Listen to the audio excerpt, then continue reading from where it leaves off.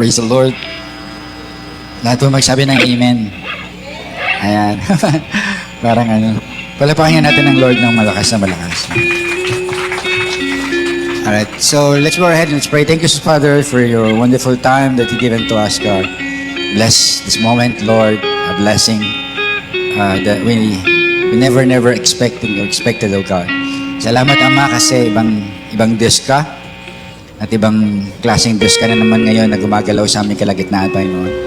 You always provide everything that we need, Lord. Especially, Lord, your presence, oh God. Very strong and very lovely and sweet, oh God. Thank you so much, Lord. We pray, God, the understanding, the wisdom, the knowledge, oh God. Mapuno, Panginoon, ang lugar na to, Panginoon. Salamat po sa guide, sa Espiritu na siya magtuturo sa aming kalagitnaan ngayon. Sa pangalan ni Jesus, we claim the victory. In Jesus' name, amen and amen. Palakpak natin yung malakas na malakas na malakas na malakas. Yung pinakamalakas na palakpak sa buhay ng Panginoon, mga kapatid. Yung sobra pa, yung madaming palakpak. Yung bless na bless tayo sa buhay natin, na patuloy tayong pinagpapala ng Diyos at pinuprovide ng Diyos yung lahat na pangangailangan mo. Kaya yung palakpak na yan ay para sa Kanya, kapatid. Amen! Kamayan mo katabi mo, sabi mo sa Kanya, pinagpala ka ngayong hapon. Ayan. Batiin natin yung mga katabi natin, yung mga first time mo makita ngitian mo, mga kapatid. At ayan. Ayan. Hallelujah.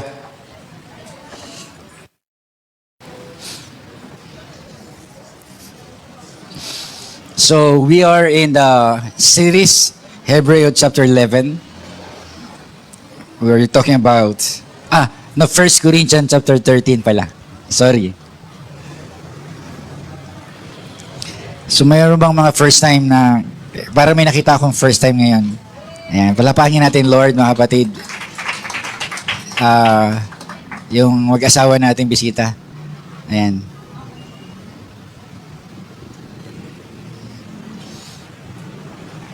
Welcome po sa Forever Blessed Ministry. Ang church na the church where you belong. Parang Jamie 7 lang yun. Anyway, Hebrew chapter 13. So, last verse tayo. No. 9, nag-start tayo ng 9, tama? Or 8? Verse 8.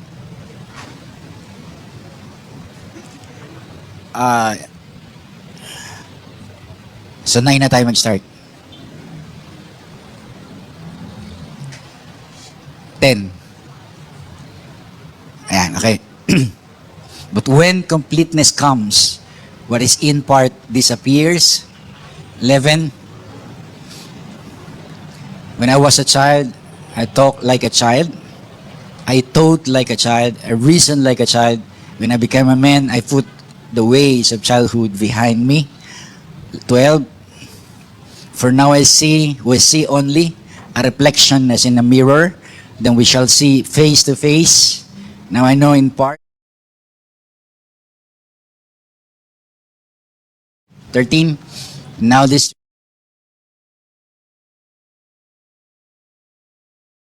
So that we're talking about the very best thing. It's very essential. Yung tatlong bagay na ito, mga kapatid, ay napaka-importante to give us a complete and abundant life. So, medyo may edad na ako, no? Medyo matagal na din ako sa ministry.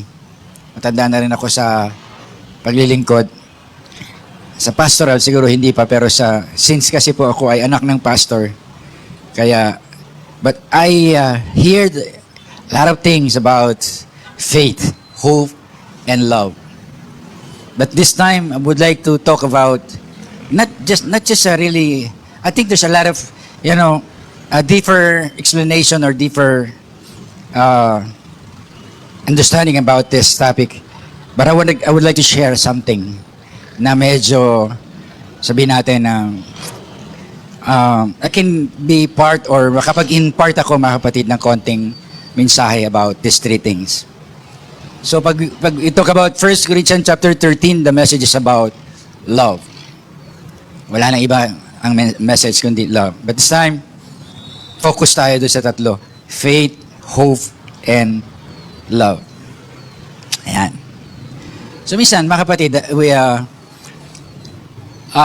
the Bible said the people are perish because of lack of vision. So,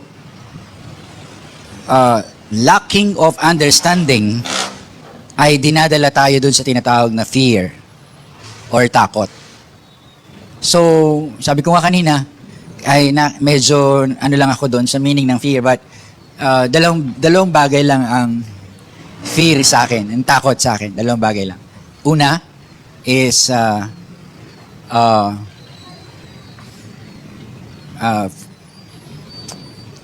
harapin mo yung problema at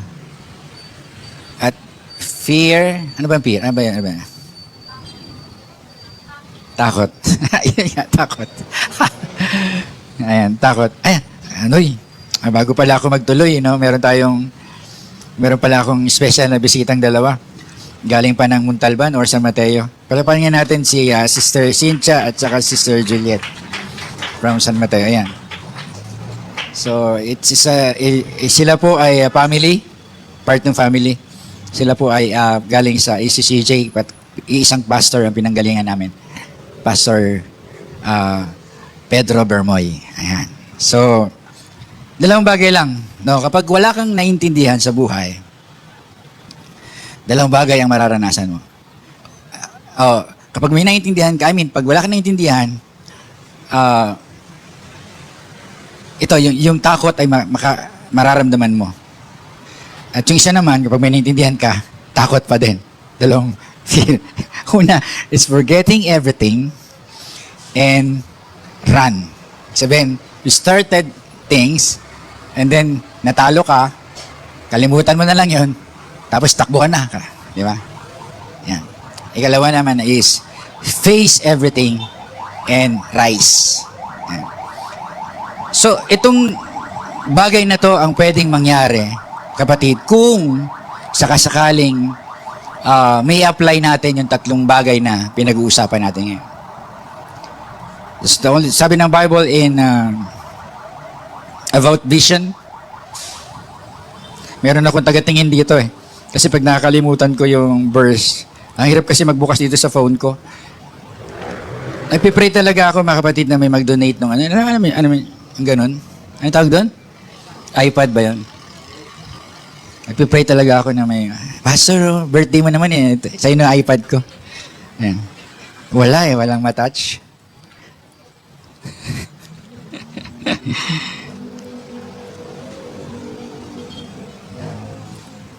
Ano sabi ng the people without vision shall perish. Anong version?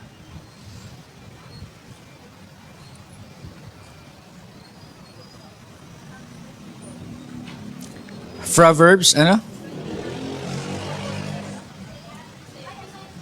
Proverbs 29 verse 18.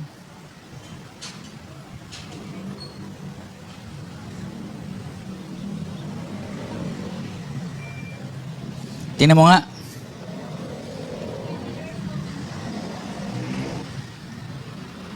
Yeah, 29 verse 18. Where there is no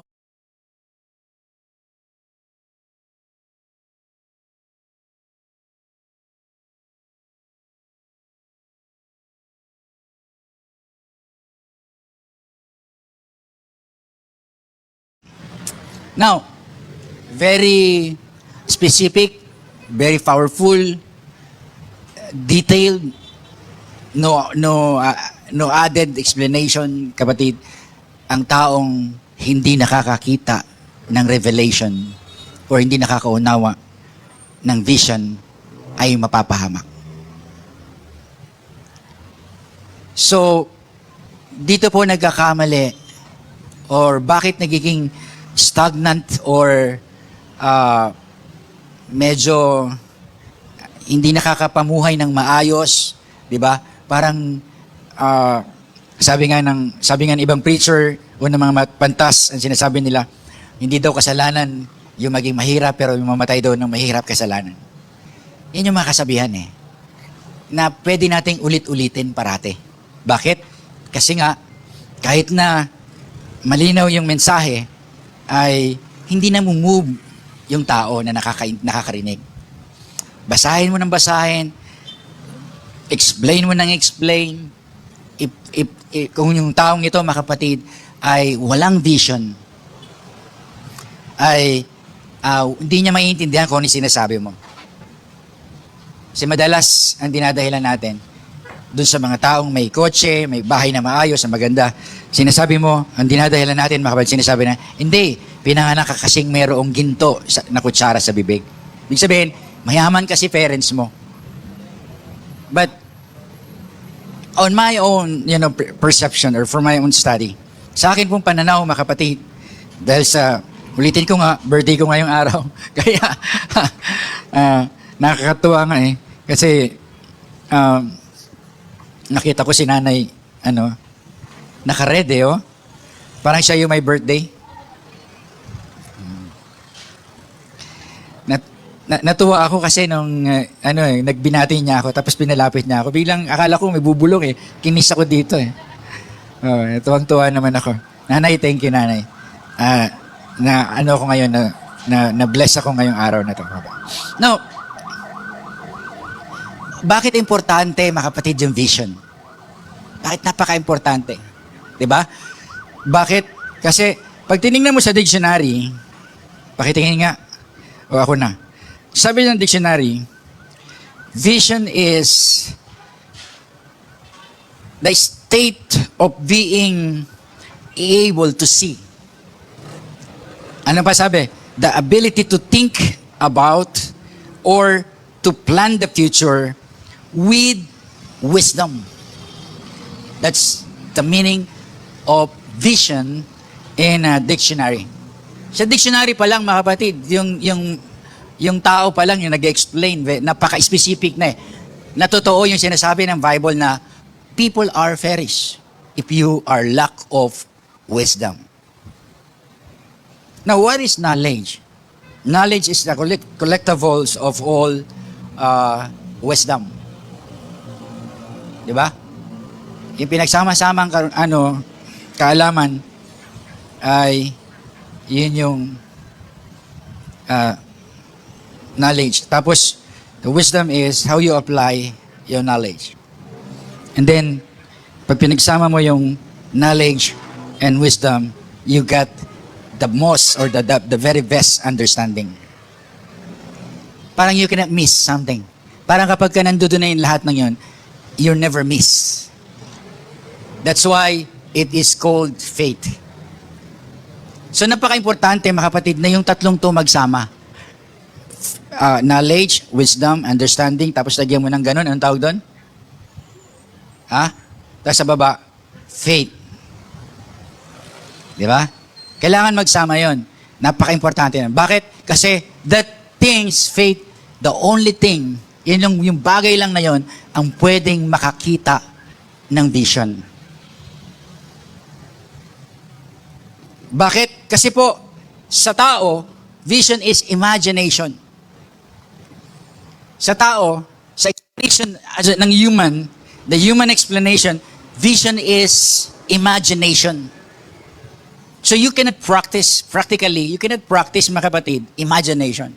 Hindi mo siya pwedeng gamitin to prove or to prove yung pinaglalaban mo. Yung subject mo, yung matter mo. You cannot protect by nag-exist ka lang doon sa tinatawag na imagination. People are always, lagi nag-aas ang tao, mga kapatid, doon sa tinatawag na to see is to believe. Take note, to see is to believe. Di ba? Pag sinabing, magaling yan, mausay yan, ang reaction agad ng tao, patingin, pakita nga, ganun kaagad ang reaction ng tao. So, bakit napaka-importante sa tao na mayroong vision? Samantalang, ito ay imagination lamang. in the human perception. But sa Biblia, even the dictionary, sinasabi niya, it could be a weapon or a plan.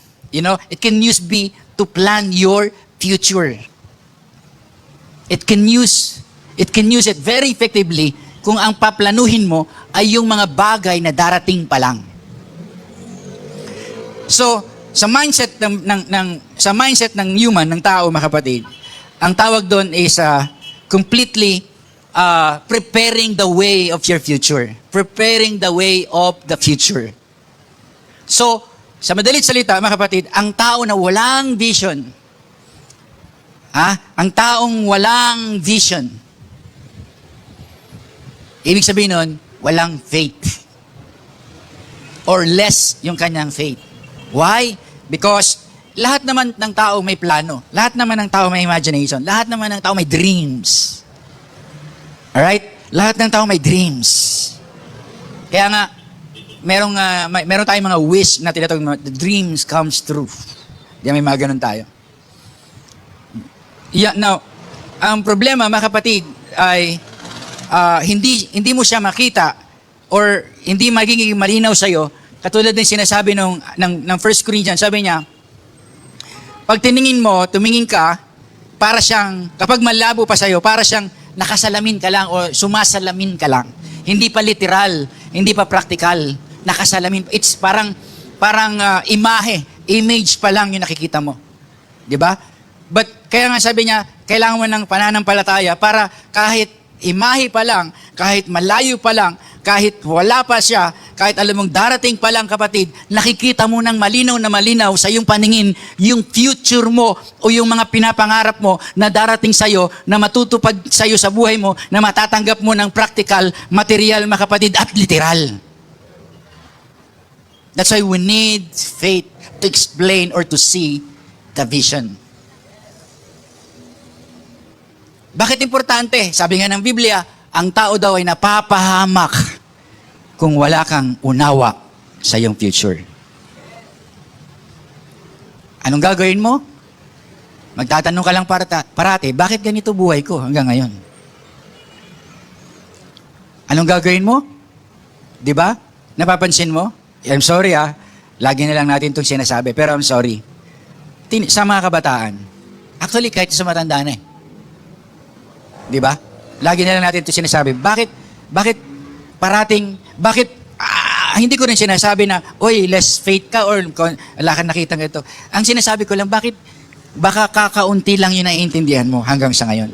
Kaya nga, you act like a child. You thought like a child. Di ba? Nag-iisip ka ng parang bata lang. Nagsasalita ka ng parang bata lang. Di ba? O kaya gumagalaw ka o ginagawa mo na parang bata ka lang. Parang isip bata pa din. May edad na, ganun pa din. Di ba? Bakit? Tingnan mo to. Wala naman talagang future sa games sa paglalaro ng games. Pero bakit magdamag ka naglalaro ng games? Ang tanda mo na 20 plus ka na. Di ba? Yung mga bagay na hindi mahalaga, binibigyan mo ng importansya, pinag-uubusan mo ng oras. Ginagawa mo ng dahilan. Now, nilineglect mo yung bagay na importante, yung mahalaga. And then, sasabihin mo isang araw, ba't ganito pa rin buhay ko? O baka, konti lang yung vision na meron ka. Less lang. O kaya meron ka nga malaking pangarap, konti lang din naman yung faith na meron ka. Dahil hindi mo nakikita maigi. Now, faith is the ability to see and to understand the future. The hope of the future. The love of the future. Hindi mo kasi pwedeng gawin ng isang bagay na hindi mo, alam mo, hindi ka pwedeng mag-invest ng time, ng effort, ng lahat. Kung di mo naiintindi, kung wala kang pag-asa kung hindi ka umaasa. Lalo nang hindi mo gagawin pag di mo mahal yung ginagawa mo. Tama? Kaya nga makikita mo kung mahal mo kung nililigaw ka o kaya may nanliligaw sa'yo, nakikita mong mahal mo yung nililigawan mo. Bakit? You invest time for her. You invest more money for her. You invest, a lot of, you act or energy to get her oo, di ba? Tama? Alam mo, mahal mo siya eh. Umaasa ka sa kanya eh. Nakikita mo yung future mo, siya.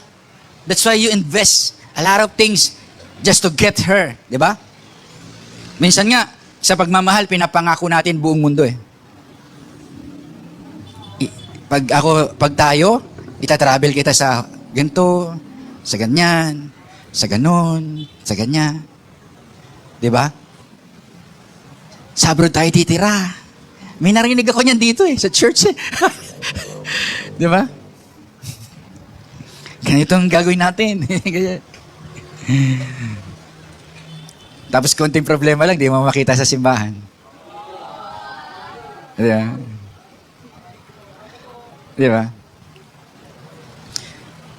Now,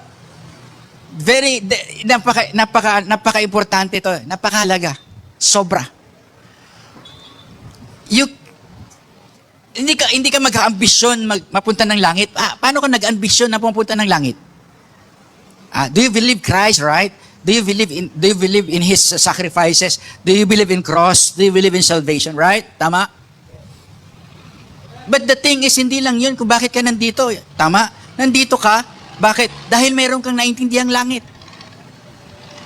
Right? Now, ganito. Okay. How you impress? Paano mo gagawin, ipapaliwanag ang heaven sa akin? Ano ba meron sa langit?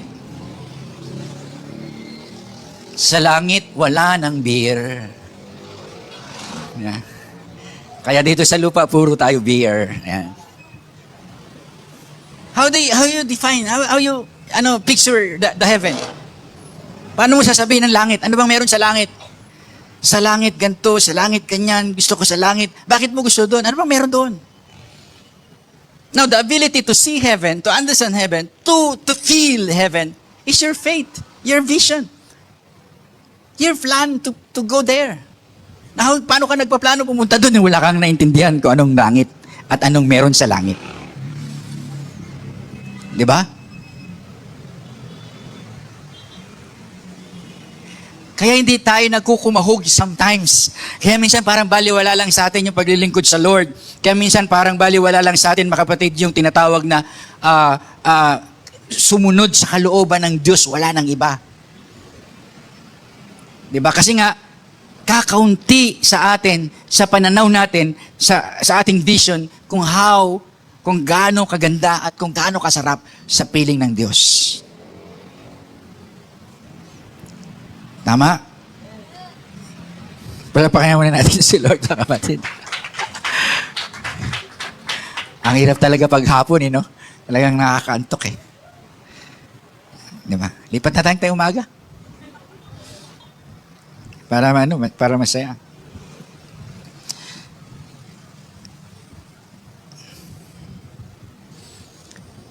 Alright. Pag-alalan natin vision. What is vision? Nandito sa aking cellphone, eh. Ito talaga ang cellphone ko na to. So, right. So, what is the biblical meaning of vision?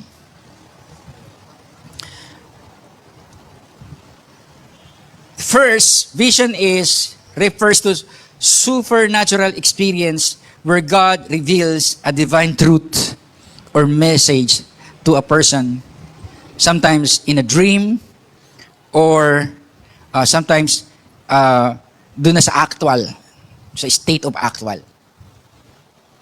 Yun yung tinatawag na vision. Ibig sabihin, ito po ay supernatural experience sa Lord. So, anong pinaka-the best example natin dito? In Genesis chapter 12, si Father Abraham is the best example. Kasi it's complete. Now, let's read the Genesis chapter 12. Para mas lalo natin siya naintindihan. Genesis chapter 12. So, pag sinabing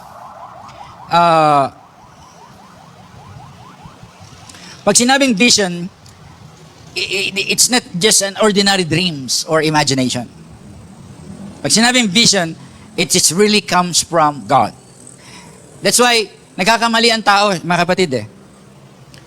Nagkakamali yung tao. Minsan, ang tao minsan ay, they explain or they talk about his vision, pero yung pala, yung personal ambition lang pala niya.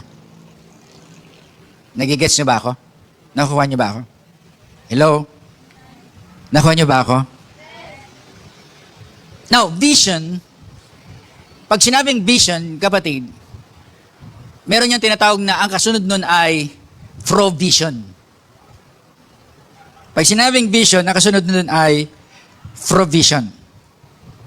Ibig sabihin, pag sinabing vision, mga kapatid, dahil ito'y galing sa Diyos, ang Diyos din ang magpo-provide ng vision mo. Not just only to provide your vision, but to protect also your vision. Alam niyo mga kapatid, pag sinabing vision, hindi lamang siya tinatawag na, ang ibig ko sabihin, pag sinabing vision, the Lord Himself sacrifices the things in heaven or out of heaven or earth, the things on earth, mga kapatid, to get through your vision. Ibig sabihin, para matupad lamang yung pangako ng Diyos sa iyo. Kasi yung vision, mga kapatid, is not come from your own imagination. It comes from God. Ibig sabihin, ang Diyos ang nakipag-usap sa iyo. Ito'y pangako ng Diyos sa iyo. That's the vision. Ulitin ko ulit, kapatid. Iba to sa pangarap mo lang, iba to sa ambition mo lang, iba to sa panaginip mo lang. Ito po ay direktang galing sa Diyos.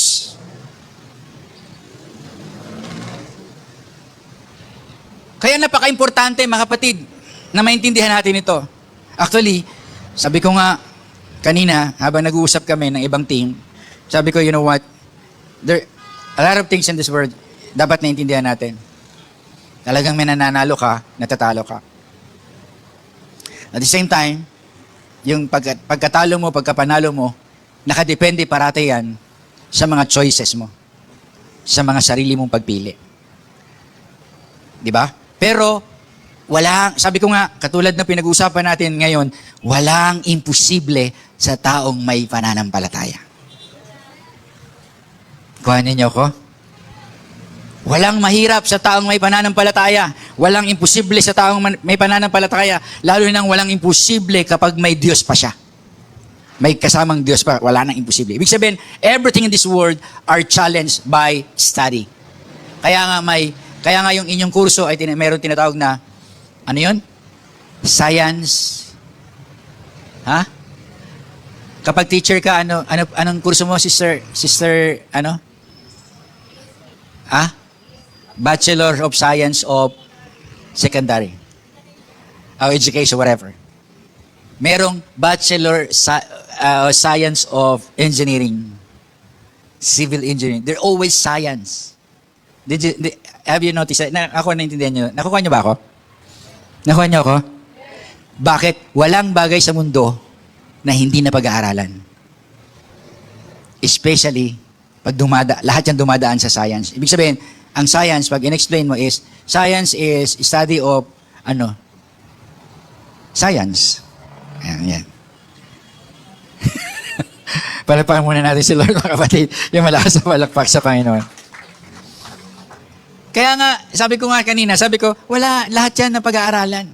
Even the mind setting, even the imagination, everything, it comes from the mind. It controls the mind. Natuturuan lahat yan ng ating isipan. Kung gugustuhin mo, kaya nga sinabi ng Bible, sa taong may faith, sa taong naniniwala o may paniniwala, malalim yung kanyang paniniwala, walang imposible sa kanya. Now, ulitin ko ulit. Ibig sabihin, kapag ito'y galing sa Diyos, iba lang to. Ito'y galing sa Diyos, ang Diyos din nagpo-provide, at ang Diyos din ang nagsasakripisyo. Gets? Okay, dito tayo. Genesis chapter 12. The Lord had said unto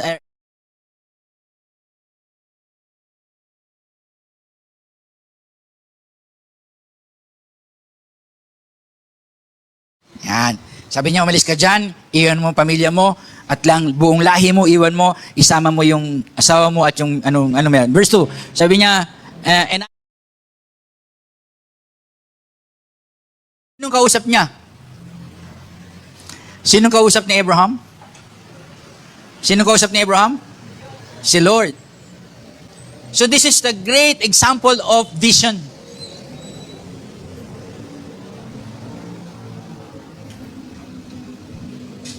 Minsan ang Diyos nakikipag-usap sa panaginip. Hello? Kaya minsan, pag natutulog ka, hingin mo naman. Mag-pray ka, Lord, kausapin mo ako, Lord, sa panaginip.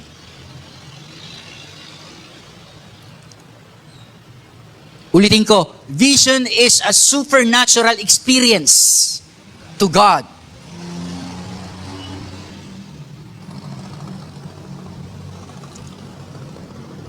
Katulad din sa akin, sample ko sa akin mga kapatid. Nung ako po ay nag-ministry, nag-start ako sa pastoral, pinakita ng Diyos sa akin kung paano ako mamamatay.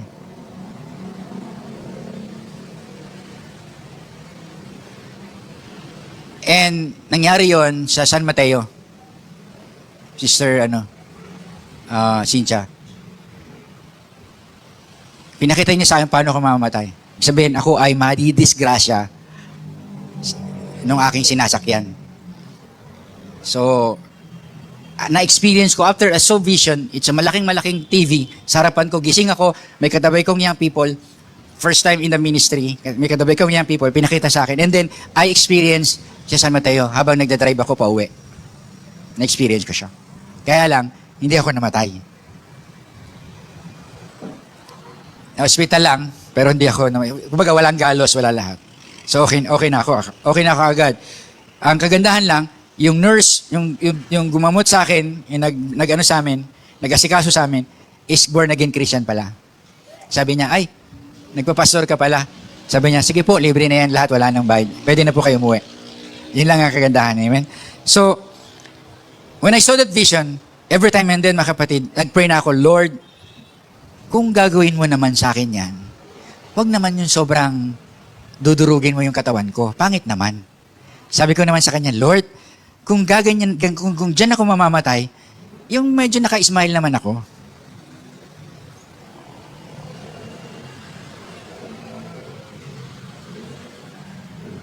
Yung nasa kabaong ka talagang. Yeah. Wag, yung tiyahin ko kasi, namatay, naningil sila, galing abroad yung tsuhin ko, naningil sila ng umuutang dun sa kanila, pautang, mga ilang daang libo siguro yon.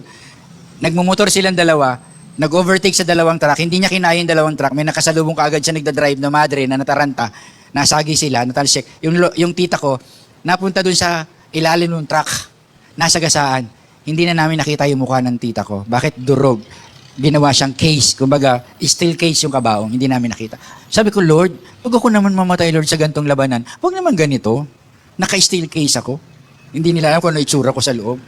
So, kung naman yung nakangiti ako, naka-smile. Di ba?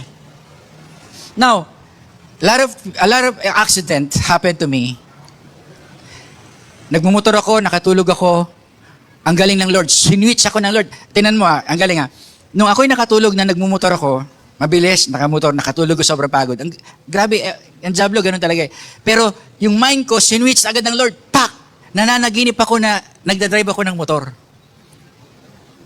Tapos yung panaginip ko, napapagod ako, antok ako, sabi ko magkakape ako.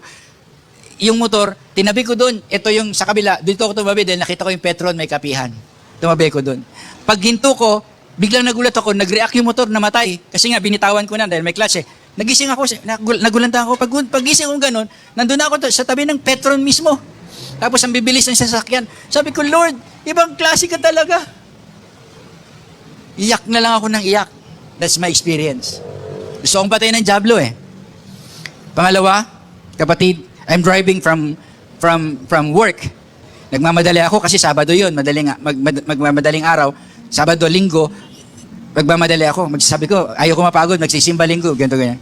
Ang bilis ng takbo ko. Nung nakita ko yung takbo ng kilometer ko per hour, 160 na ako. Nagmamadali ako, papuntang expressway na dyan sa Cavite. Suddenly, I out of my mind. Pa! Nakatulog ako. Na habang nagdadrive. Pero ang galing ng Panginoon, swinits niya ulit yung mind ko.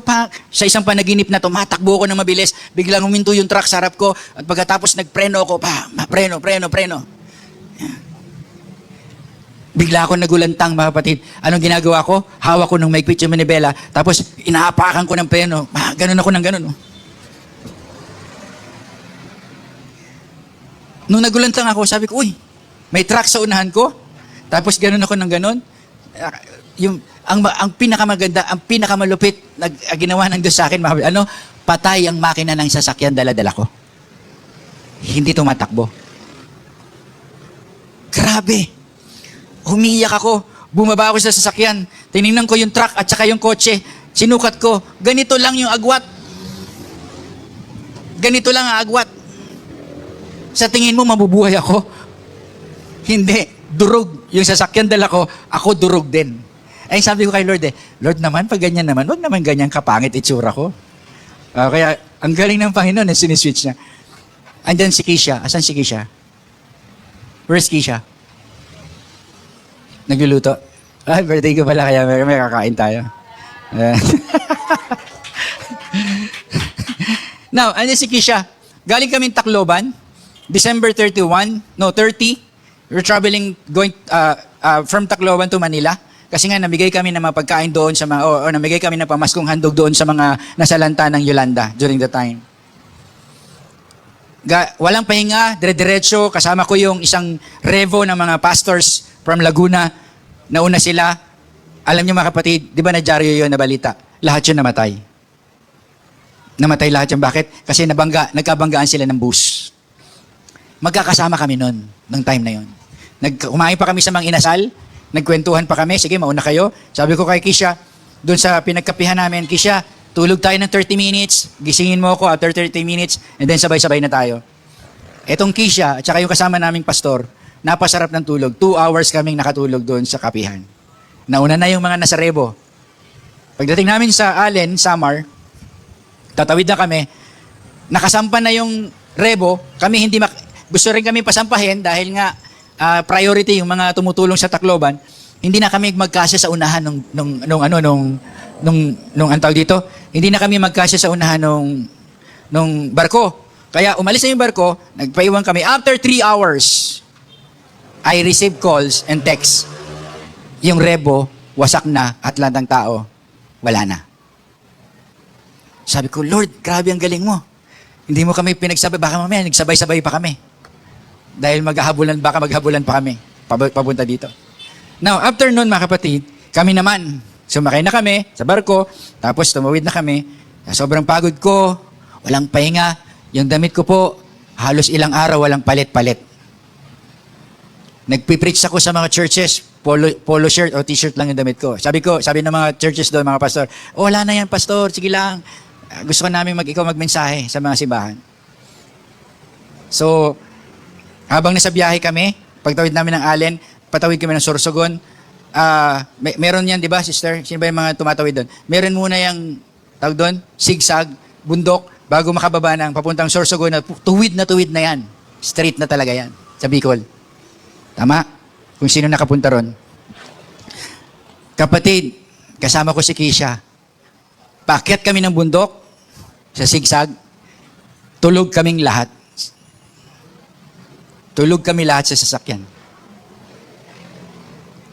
Nagulat ako, nagising ako, kasi sumasadsad paunti-unti yung kotse, yung daladala kong van. Sumasadsad ng mabagal. Tag. Nagising ako ngayon kasi gano'n na siya. Sabay preno ako, pa. Sabi ko, pag preno ko, eksakto mga kapatid, ito na yung dulo, babagsak na kami dun sa bangin. Gugulong na kami. Ang galing ng Diyos, di ba? Amen? Palapakan natin sa Lord, mga kapatid. That's my personal experience sa vision. Pinakita niya sa akin, pero God's provide, God's deals, the subject matter or whatever, siya ang nakipag-deal. Sabi ko nga sa inyo, He will protect you. Puprotektahan ka ng Lord, mga kapatid. Kaya importante na tayo po ay mayroong pananampalataya. Yung totoong pananampalataya. Yung nag-ooperate yung faith natin. Hindi lamang nagsisimba ka, hindi lamang nagpupunta ka ng church, hindi lamang nag-worship ka. Natural kasi sa isang tao, sa isang Kristiyano, mga kapatid, na merong takot sa Diyos, sumasamba siya, nagpupunta siya sa simbahan. Pero iba, mga kapatid, kung nakakita ka o nakakadama ka ng mga supernatural experience sa Panginoon, kapatid, iba yon. Iba, kapatid, kung yung sarili mo, ino-offer mo sa Lord, mga kapatid, na, Lord, gusto ko, ito ang paglilingkod ko na gagawin sa iyo, at ginagawa mo, iba yun, kapatid. Yung mga bagay na yun, ginagawa lamang ng mga tao o ng mga umiibig sa Panginoon, kung meron siyang malinaw na pananaw sa pananampalataya. Amen? Isa lang ang pants ko dito si nanay. Kahit anong itsura ko, nakangiti siya. Tingnan mo, pumapalakpak pa. Palakpakan natin si Lord, mga kapatid. Lahat sila dito, hindi ko alam kung ano itsura, nakasimangot. Ano ba? Buti na lang, na-inspire ako dito kay nanay tinan mo, di ba? si nanay lang may pakakainin ko mamaya.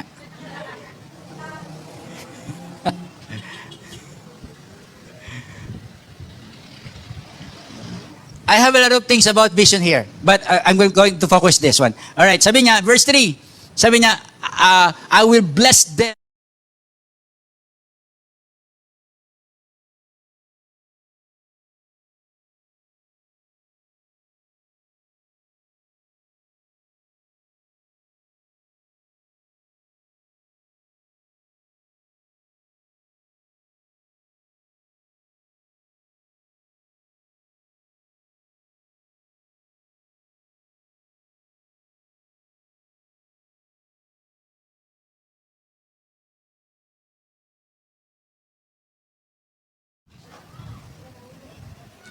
And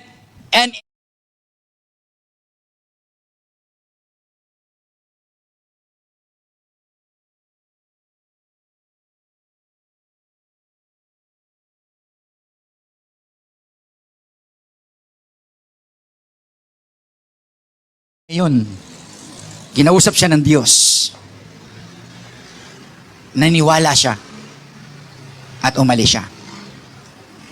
Now, sabi ng Bible, yung buong chapter na yan, ng kwento ni Abraham, hanggang dun sa chapter 22, didiretso tayo ng chapter 22, ang sabi ng Panginoon doon, mga kapatid, sa kwento ni Abraham, si Abraham ay may asawang baog.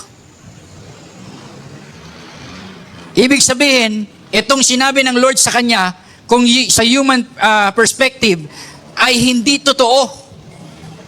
Kung sino ang makakarinig at magsasabi na pagmamalaki, sasabihin ko, kung ako si Abraham at sasabihin ko, ang sabi ng Lord, gagawin niya akong malaking nation. Ang sabi ng Lord, i-bless niya mga lahi ko. Ang sasabihin niya, gagawin niyang lahi ko, sindami ng lahi ng mga buhangin sa dagat. Ang sabi niya, yan ang pangako ng Diyos sa akin. Anong gagawin mo kung alam mong baog ang asawa mo? Kung alam mong baog ang asawa niya, anong gagawin mo? Siyempre, aasarin mo,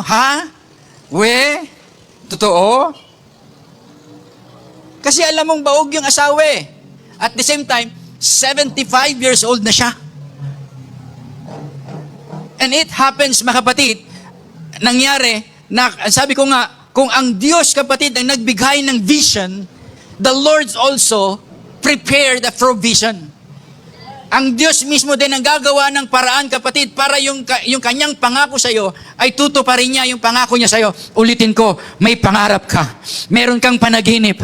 Meron kang gustong gawin sa buhay mo. Pero iba kapag ang Diyos ang nagplano ng buhay mo, kapatid. Iba yon kaysa sa plano mo sa sarili mo.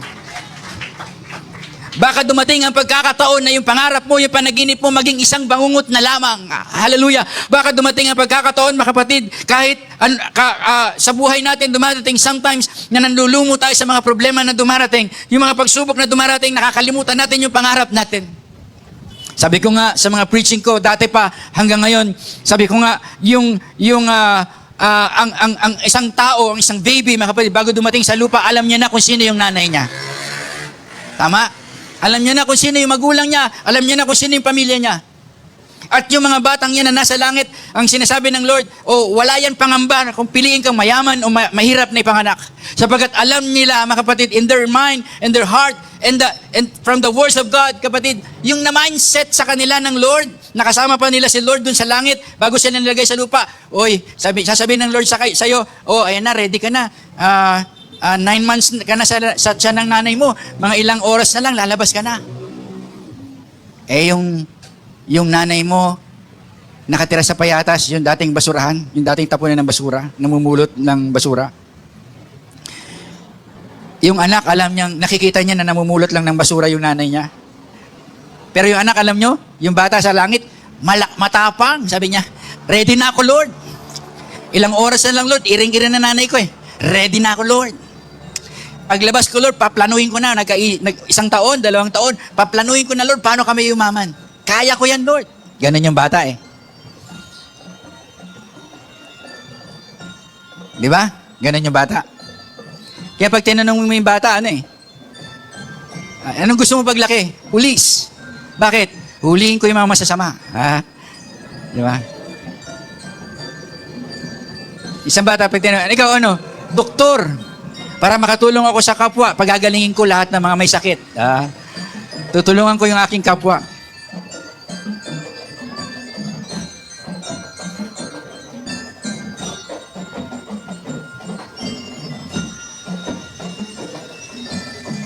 Di ba? Sabi ni ikaw, anong gusto mo? Engineer. Ayan. Para makatulong ko sa kapwa. Tatatayo ko ng mga bahay yung mga kapwa.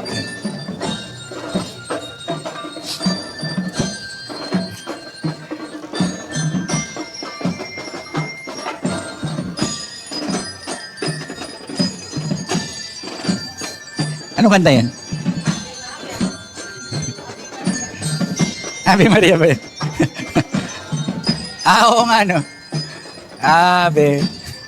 Now, balikan natin yung kapwa. Sabi,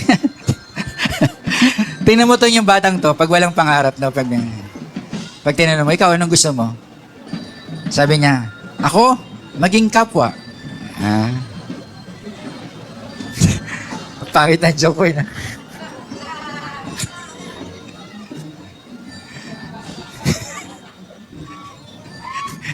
ang corny. Di ba? Yung bata, galing sa langit, alam niya na agad yan. Halimbawa, si Joshua yan. Di ba?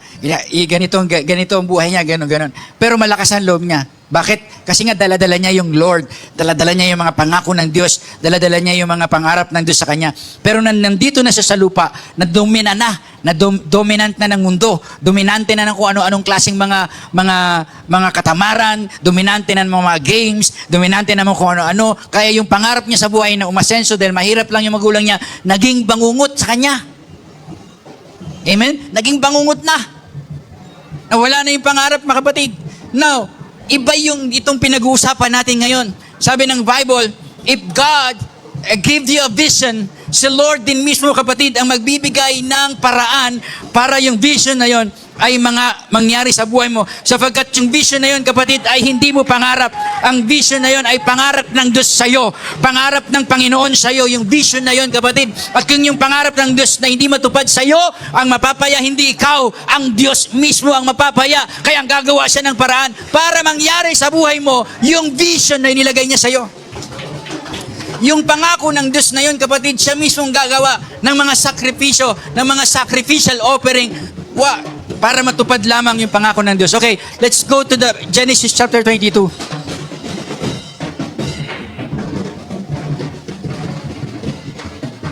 Now, dito sa verse 22, mga kapatid, nanganak na si Sarah. At malaki na sino yun? Si Isaac. At dito, hinihingi na ng Diyos yung bata. Sabi niya, Abraham, guwising ka, dalhin mo yung nag-iisang anak mo, at pagkatapos ialay mo.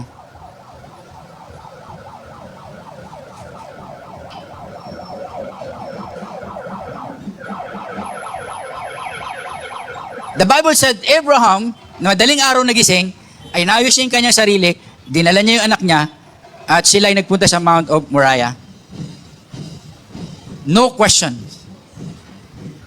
That's the attitude of a faithful servant. Yun na ang Diyos. Kung naglilingkod at tapat na lingkod, hindi nagtatanong basta kalooban ng Diyos. Walang regrets.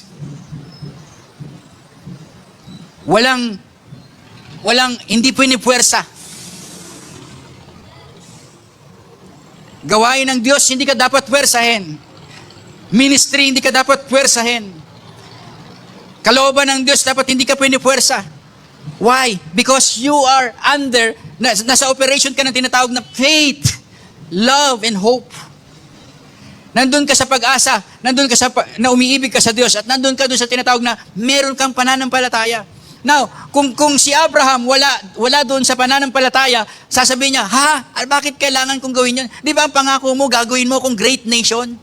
Ito lang yung anak ko eh. Bakit kailangan ialay ko pa sa'yo? Ito lang, nag-iisang anak ko. Baka maglupasay siya o kaya umangal pa siya, pero hindi, sumunod siya sa kalooban ng Diyos.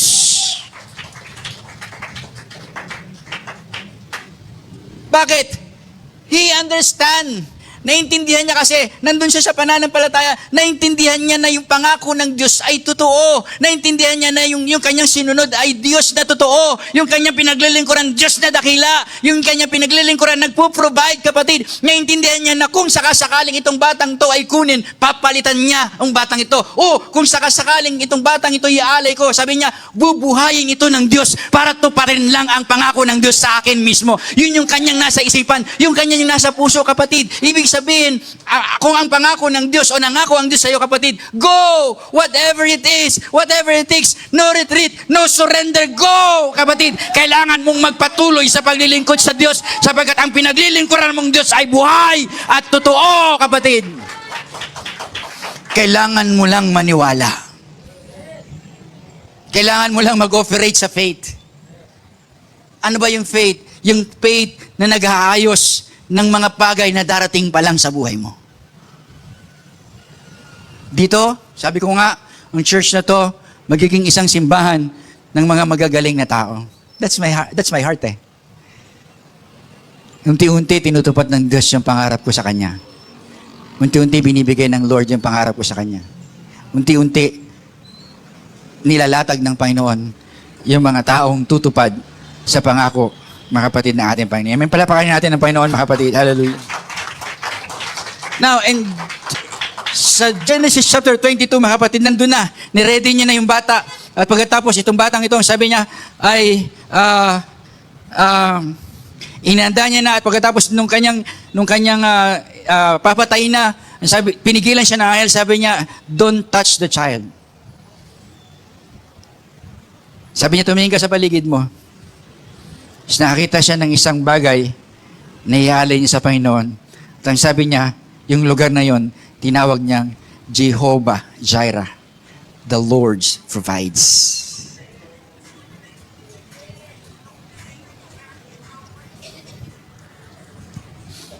One thing for sure,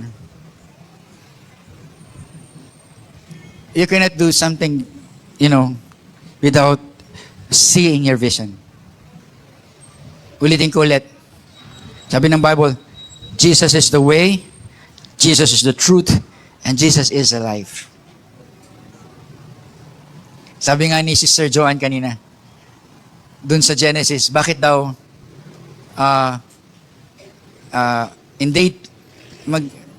huling ginawa yung araw, bago inuna muna yung halaman bago yung araw. Samantala yung halaman mabubuhay galing sa araw. Pero na-notice daw niya na bago yung araw, bago yung halaman, sinabi muna ng Lord na magkaroon ng liwanag.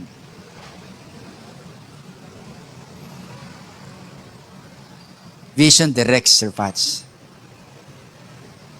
Vision prepare your way. Vision is,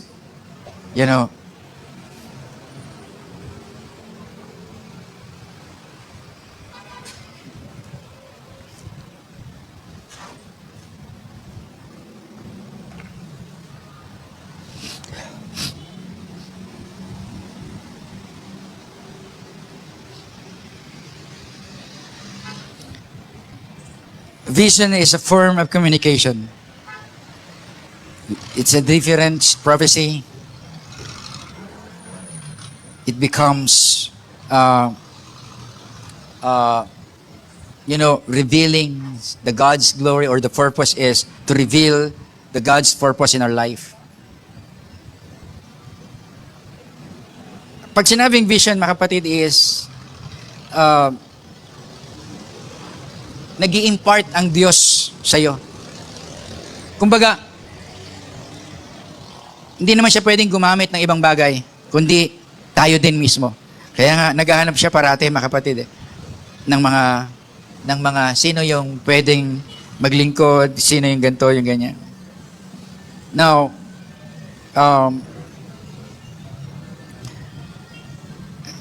madaming pwede natin pag-usapan dito, pero gusto na ko siyang putulin. Bakit? Kasi nagugutom na ako.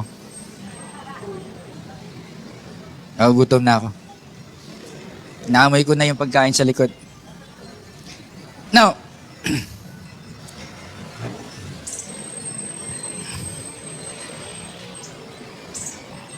in my conclusion this afternoon, we are living in the darkness. Totally darkness. Pag sinabing totally darkness, totally walang, kumbaga, zero knowledge, zero wisdom, zero understanding. It's dark, totally dark. Why? We always fail, you know that. Tama? Tama ba? Lagi tayong talunan. Lagi tayong semplang. Lagi tayong nagpaplano, mali. Lagi tayong nag-iisip ng mga gusto nating gawin, hindi tayo sumasakto, laging mali. Now, I'm totally saying this, that we are living in the darkness. Now, the Bible said, we are the light and the salt. Sabi ng Biblia, ikaw ay ilaw at ikaw ay asin. Now, you have to understand this, brothers and sisters.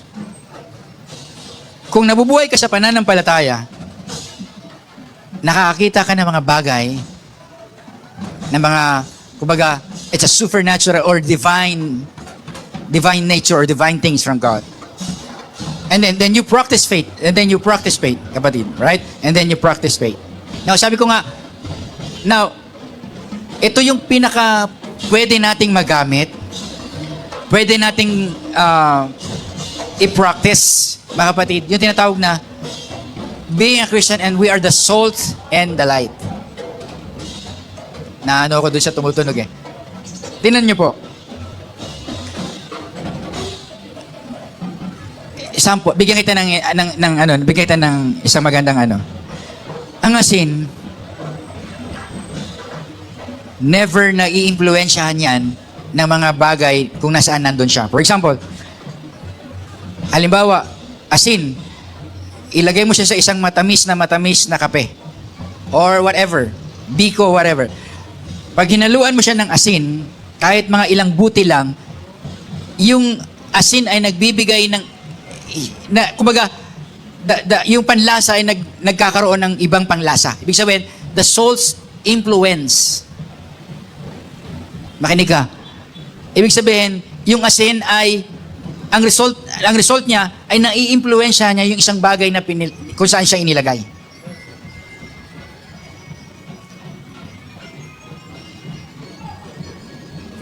Now, this is the purpose of God. Ito ang purpose ng Lord sa bawat isa sa atin. Para makita mong maigi na kailangan mo mag-operate sa faith, kailangan mo mag-operate sa vision, kailangan natin mag-operate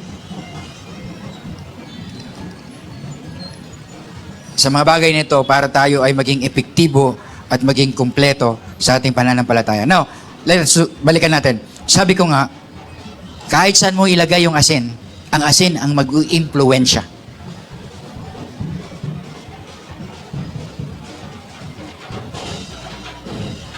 Now, we have vision in this church. Meron tayong vision sa church na to. Anong vision natin? In December 2025, mapupuno na natin yung lugar na to. Ilang buwan pa lang tayo dito? Ilang buwan pa lang tayo dito? 3 months?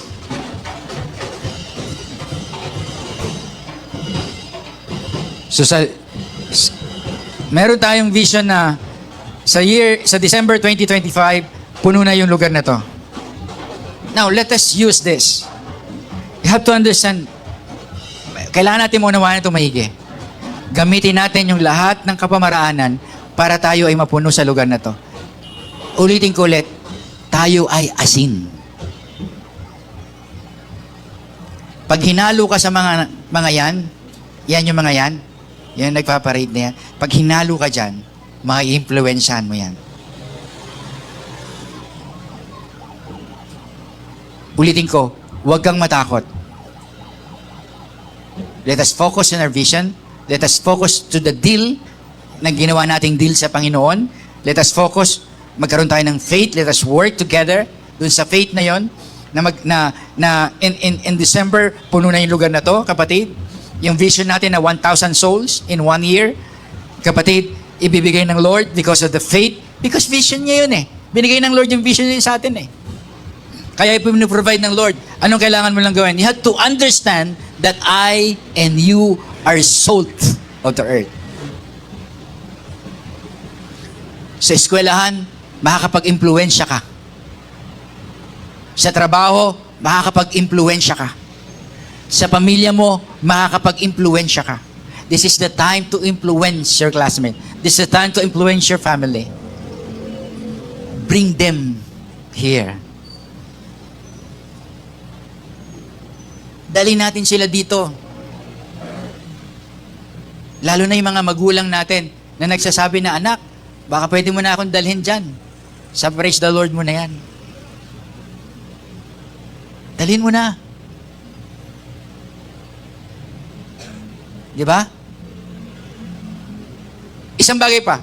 We are the light of the world. Sabi ng Bible, sabi ng Biblia, tayo light eh. Alam niyo yung light, kahit anong dark, etong ilaw na to, kahit gaano kadilim, basta hindi siya mamamatay, nakabukas lang siya. Walang puwersa yung dilim sa ilaw na yan. Tama?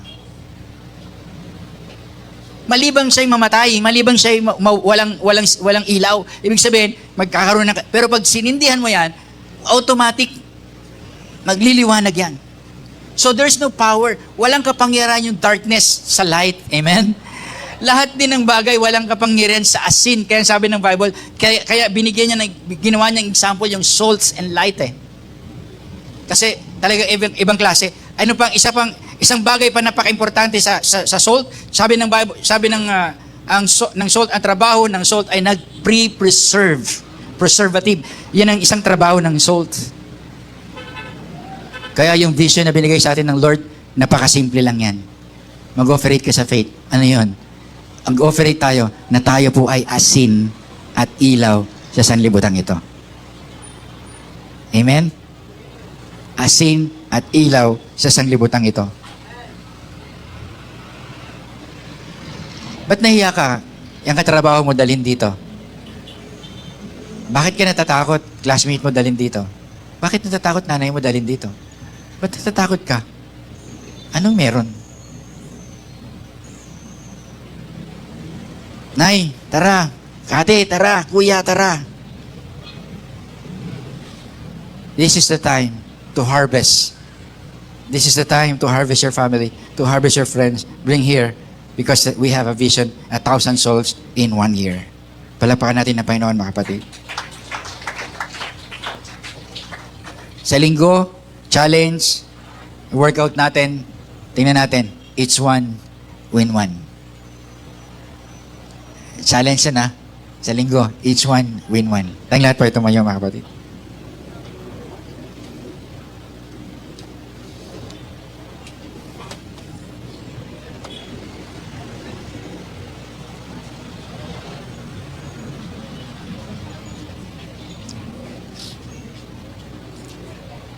Because it's my birthday today, so talaga lang tayo magkwentuhan, mag-enjoy. At kumain ng pansit, ano bang hinanda nila. And before that, mga kapatid, let us worship the Lord. Let us bless and honor God in this place.